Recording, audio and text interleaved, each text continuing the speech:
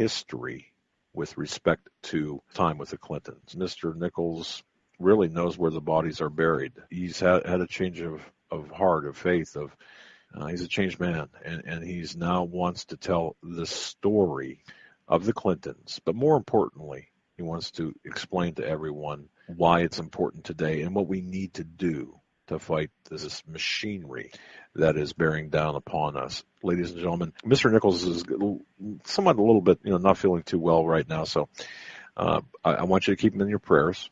And anyone who comes forward with information like Mr. Nichols has, I would really like you to keep him in your prayers. Larry Nichols, welcome to the Hagman and Hagman Report. Thank you so much for joining us tonight. Hey, well, thank you, and thank you for the introduction. Gosh, I wish I thought as much of me as you just said. I guess the best thing I can say to people is when the question is asked, who is Larry Nichols? I was with the Clintons when they were first introduced to Arkansas running for governor. He was already Attorney General. The people that hired me, Mr. Whit Stevens and his brother Jack, they wanted him to become the boy governor. And so that's when I came on the case. And folks, I met him. He was, without a doubt, he was a challenge. Now, guys, I got to tell you, I was probably, this would have been mid-70s, so I would have been in my mid to late 20s when I met him. He was pushing 30. He wasn't quite yet 30. The young fool that I was, it was a challenge. So, folks, I'm saying this to you, boring you with this little bit of an intro relative to the background so that you understand. I live this day because of a mistake I made back then. I am living proof to anyone that be careful what you do today because it may come back and haunt you later in life. So be careful what you do. When I met Bill Clinton, I realized the first night that we had a fundraiser for he and Hillary to introduce him to the farmers from northeast Arkansas, the wealthy farmers. This probably says it all about Bill and Hillary. We had the fundraiser scheduled for that night at 8 o'clock. Bill got there about 7:30. Literally from the moment he got to the restaurant, y'all, I would turn around, he would be gone. And waitresses would come up to me and say, would you please get him off of us? Because he was running around pinching them in the butt, or he was talking dirty to them or something. I mean, this was mid-70s, deep south. So I did everything I could to keep him chained in or corralled in a little bit. 8 o'clock got there, no Hillary. Remember, we were holding up people eating. And the people came from northeast Arkansas, so they had a pretty good drive if they weren't staying the night to get back home. 8 o'clock came, no Hillary, so nobody could eat. 8:30 came, no Hillary, so people couldn't eat. And it was a buffet thing, and management at the restaurant was saying, hey, you need to get on through this line. So we started the line. Finally, about 8:45, here she came. Hillary came. I turned to find Bill, couldn't find him. He was gone. So I was forced to approach Hillary by myself. I had not met her yet. When I went up, I immediately noticed the first Hillary Rodham that I ever met. Her hair was filthy. When you got within 10 feet of her, you could smell her. She had hairy legs, hair under her arms. She was wearing a muumuu, that was just like a sack dress, and she had on flip-flops. And this was a semi-formal meet and greet for the prospective First Lady of Arkansas. Now, wow. That's bad enough, what I just told you, but as I got closer, I noticed around her neck the thing that still haunts me today, and I see it just like I did that day. She had a chain like the chain dog tags have. It wasn't dog tags, it looked to me like what you see today. Reporters have a press pass, and it's attached to some chain. Well, this looked like that. But I couldn't read it. As I got closer, I could read it. When I got up to her, that card around her neck on that chain said she was a proud member of the United States Communist Party. There. Wow. Yeah. didn't really say, wow. I turned to her and I said, Miss Clinton, I'm not Clinton. I said, Miss Clinton. She said, I'm not Miss Clinton. You can call me Miss Rodham. She's married to Bill, but it was a hippie thing, and she wasn't going to take his name. I tried to mention that cord around her neck, and to my shock, she yelled out, Bill, get this SOB, she didn't say SOB, out of my blanking face. She was the first woman y'all ever heard use the F word, literally, and she screamed it out loud. This is Deep South, guys, in the mid-'70s. In the mid-'70s. In the mid-'70s. I wanted to crawl under a table. Well, I turned. I couldn't find Bill. I asked one of the people there, I didn't know who it was. I was in such a state of shock. And this woman came up to me and said, Mr. Evans, you've got to get to him. He's in the woman's restroom with the waitress. You know, I was going, oh, God. I tried to send somebody to go get him. About that time, she hollered it out the second time, louder. Now, guys, when she hollered it that second time, I kid you not, you could hear a pin drop burn. And everybody was just aghast. I mean, everybody was just trying to breathe. I mean, it was horrible. Still no Bill. She hollered it a third time, and it was just so loud. And I promise you, folks, I promise you could have heard a feather fall. Well, Bill comes around the corner. I'm ready to call it off. I'm ready to call it quit. The best we could do was get a man I had not yet met. His name was Webb Hubble. Best we could do was get Hubble to get her out of the building. She left. We introduced Bill, and he talked to the people. And that night I noticed one thing. The one thing I noticed that night, Bill had this ability to win these dang people over in spite of what had just occurred. Oh, he had them laughing and giggling. The night ended. Now, y'all, that was the first meeting I had with Hillary Rodham Clinton. But he was going to be the youngest governor in our history if we could pull it off. And I want everybody in this audience to see as best you can that visual. That's why I hope I painted as good a picture with words as I can. And I was told that night by Bill that she hated bathing. She hated taking baths. Oh. Bill told me.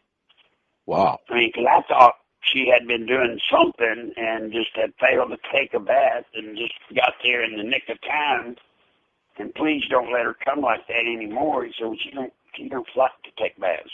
And she didn't think it was necessary for her to have to shave her legs and her underarms.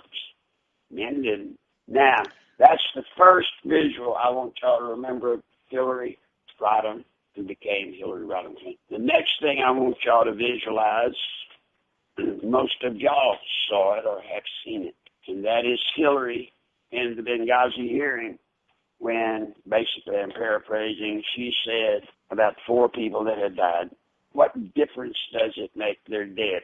Yes. The way she said that, the coldness in which she said that is Hillary. That, Doug, is the Hillary I knew every day during 10 so years that I was with him. Every day, that was the Hillary. She was the coldest woman. She was probably the coldest individual I had ever been around. She did not believe in the art of, just getting along. She didn't. With all due respect, people have accused us of, misleading Americans. I can say I would recommend highly, it is our job to do everything we can to kill some Americans. They attacked, they killed our people. There are questions being raised. Now, was information developing, understanding what was going on? Would we reach conclusions later that weren't reached initially? Because even today, what difference at this point does it make? The fact is, it is our job to kill some Americans. With all due respect.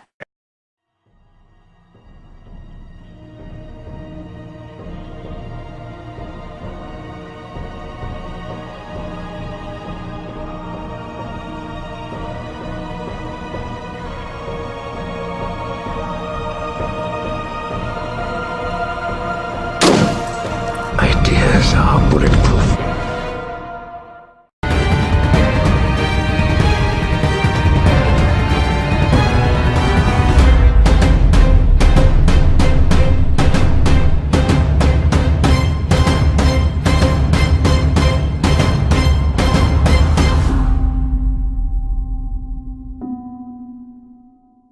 The great story here, for anybody willing to find it and write about it and explain it, is this vast right-wing conspiracy. It's no secret that we're going up against some pretty powerful forces that will do and spend whatever it takes to advance a very different vision for America.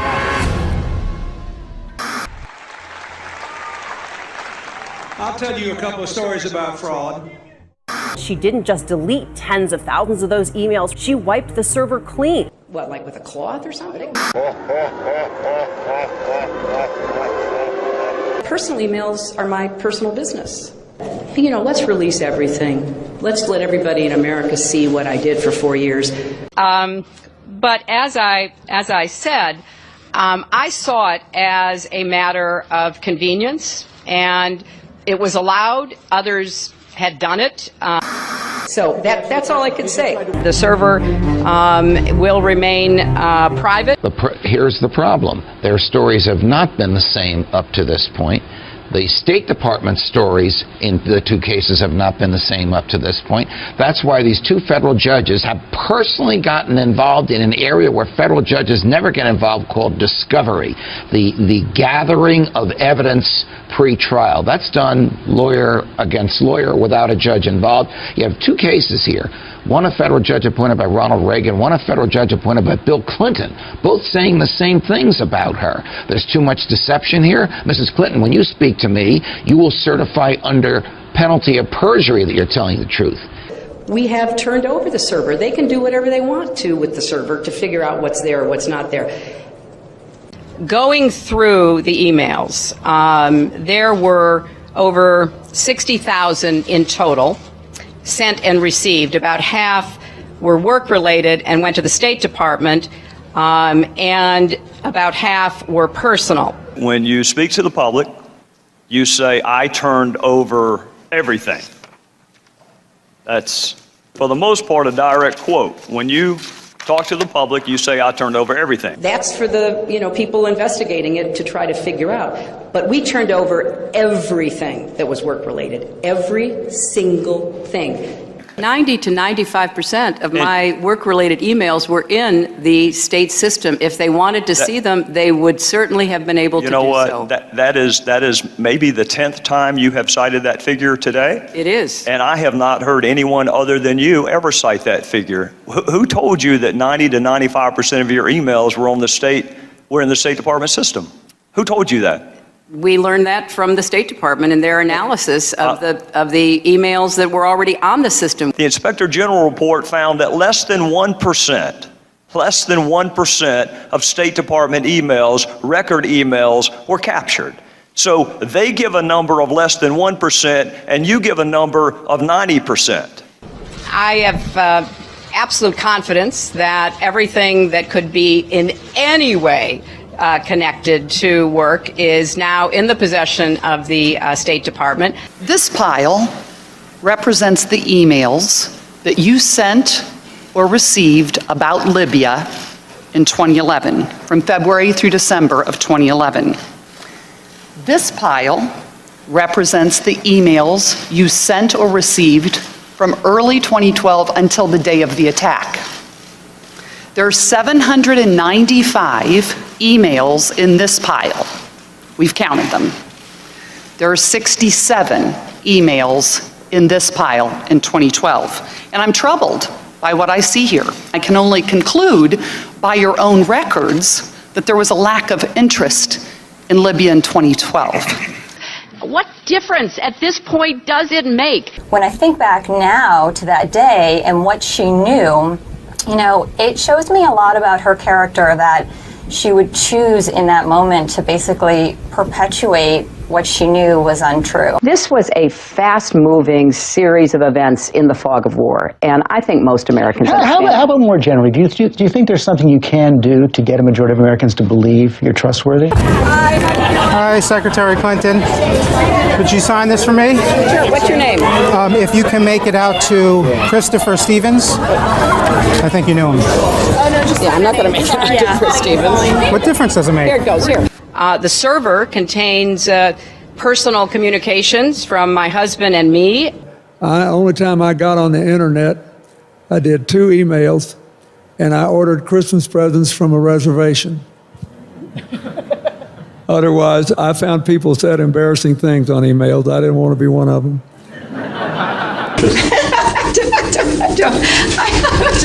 I mean, and how many angels dance on the head of a pin? I have really nothing to. I mean, how do you answer that? I feel sorry sometimes for the young people who, believe this. They don't do their own research. I am so sick. I am so sick of the Sanders campaign lying about me. I'm sick of it. Do you think New York State should recognize gay marriage? No. No. Okay. I believe that marriage is between a man and a woman. I do not support gay marriage. It really is great how long you've supported gay marriage. Yes. I could have supported it sooner. Well, you did it pretty soon. Yeah. Could have been sooner. Fair point.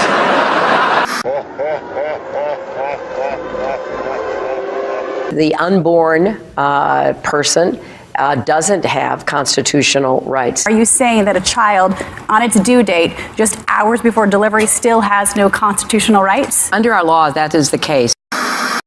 I was a Goldwater girl. I'm very proud that I was a Goldwater girl. Goldwater was against the '64 Civil Rights Act. 40,000 people, half of them Negroes, demonstrate against Goldwater. I am compelled to urge Negroes and all people of goodwill to vote against him. His election would be a tragedy and certainly suicidal almost for the nation and the world. He's a very arrogant person to deal with, which I think is a combination of this vision of Russia and some fundamental insecurity. I could have told him he was a KGB agent. By definition, he doesn't have a soul. I mean, this is a waste of time, right? Как минимум, государственный деятель должен иметь голову. Mrs. Clinton has never been too graceful in her statements. When people push boundaries too far, it's not because they are strong. I remember landing under sniper fire. There was supposed to be some kind of a greeting ceremony at the airport, but instead we just ran with our heads down to get into the vehicles. Her arrival in Bosnia was not quite as dramatic as Clinton put it. Good to see you. Once again, her memory doesn't match our videotape. She and her daughter Chelsea lingered on the tarmac to greet U.S. military officials. Took photos. There was the group of 7th graders on the tarmac too.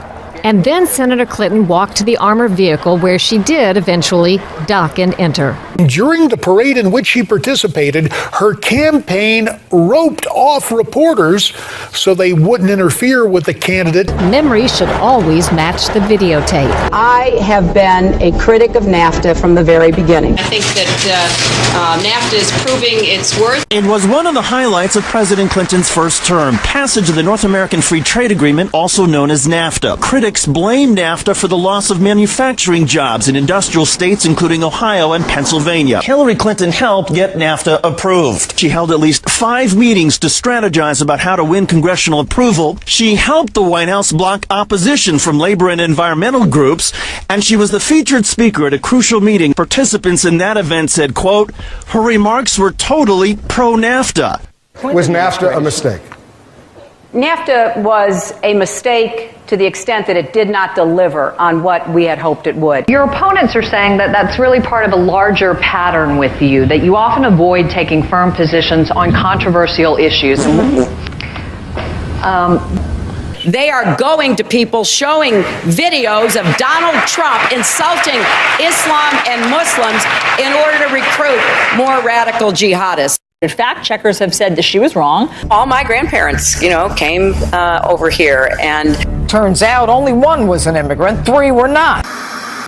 And then, frankly, there are those who are saying the best thing that could happen to us is be attacked by somebody.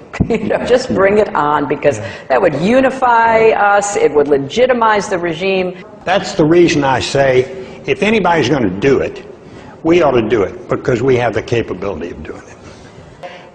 We're not going to give anything up, and in fact, we're going to provoke an attack, because then we will be in power for as long as anyone can imagine. I represented New York, and I represented New York on 9/11.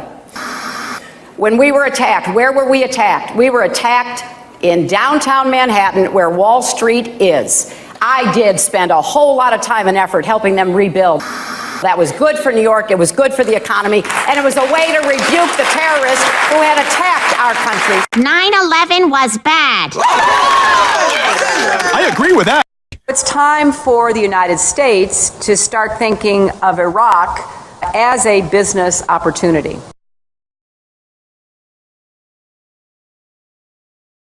Hi, Secretary Clinton, will you release a transcript of your paid speeches to Goldman Sachs?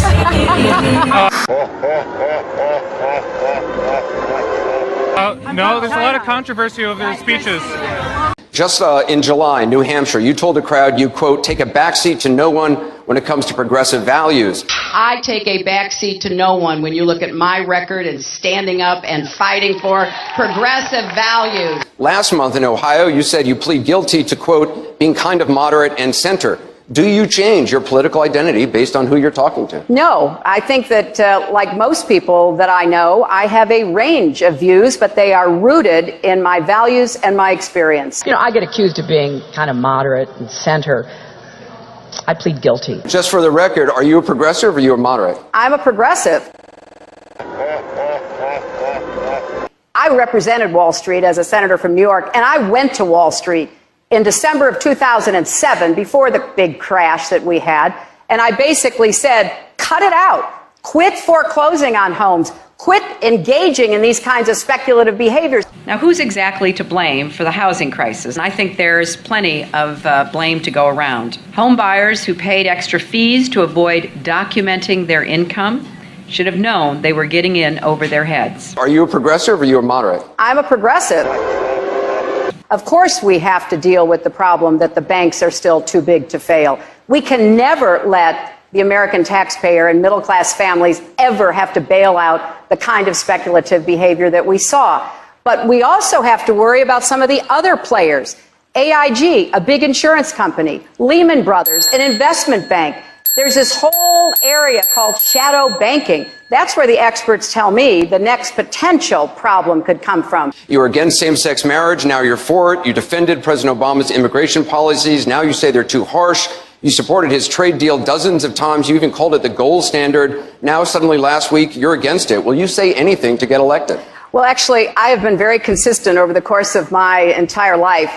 Time and time again, you hear one thing in speeches, and then you see a campaign that has the worst kind of tactics, reminiscent of the same sort of Republican attacks on Democrats. Well, I am here to say that it is not only wrong, but it is undermining core democratic principles. Since when do Democrats attack one another on universal health care? I've looked at the legislation that Senator Sanders has proposed, and basically he does eliminate the Affordable Care Act, eliminates private insurance, eliminates Medicare, eliminates Medicaid, TRICARE, Children's Health Insurance Program. This is what drives people crazy. It drives them crazy. You know, why not just come out and lay it out? This is what makes people distrust not just these politicians, but Washington, but the administration, but anybody who even raises their hand and testifies under oath, believing you're not being straight with me. In conclusion, Congress is supposed to provide